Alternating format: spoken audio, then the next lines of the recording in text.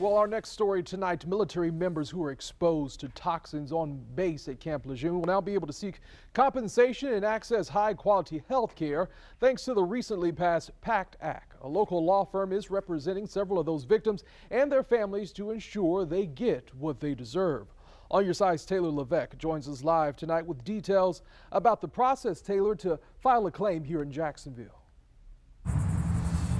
Yeah, the law firm Farah says it's in the process of taking in new clients who wish to file claims for the harms caused by the toxic water at Camp Lejeune. The firm says it not only affects the military personnel on the base, it also affected their families who's lived on the bases with them. One Jacksonville veteran says his wife passed away from cancer during a time when more than 1 million people were exposed to the contaminants in the base's water supply.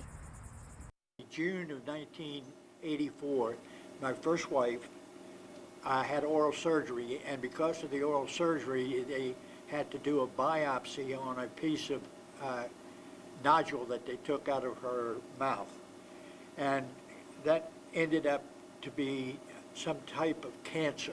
Retired Marine Colonel Len Loving says he and his wife lived on base when she died of leukemia at just 45 years old. He felt like his wife's death was unusual, so he turned to get help from Farah to file a claim for financial compensation. What we're looking for is whether they were stationed at the base, whether they lived on base or not, or they were a civilian worker at the base or families of that, and they were there for at least 30 days. They have to have one of the qualifying diseases or cancers, including esophageal cancer, leukemia, bladder cancers, and things of that nature.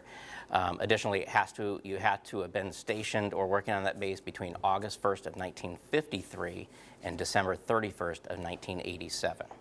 Attorney Nicholas LaFountain and Chuck Farah say under the new law, the firm is hoping to represent Camp Lejeune victims all around the state. Loving says it's important for him to take action and acknowledge the changes that will affect service members' lives forever. A lot of times Marines say, oh, I don't need anything. I was a Marine. I was just following orders. But that's not what we're talking about. We're talking about something wrong getting fixed. Farah says it's finding that many veterans and their families don't know that many of these financial and health benefits are available to them, and is reaching out to the community that if you do know any veterans who might have been stationed at Camp Lejeune between August 1953 and December 1987, to inform them of their options. The next step for this bill is to get signed by President Biden. In Arlington, Taylor Levesque, First Coast News, on your side.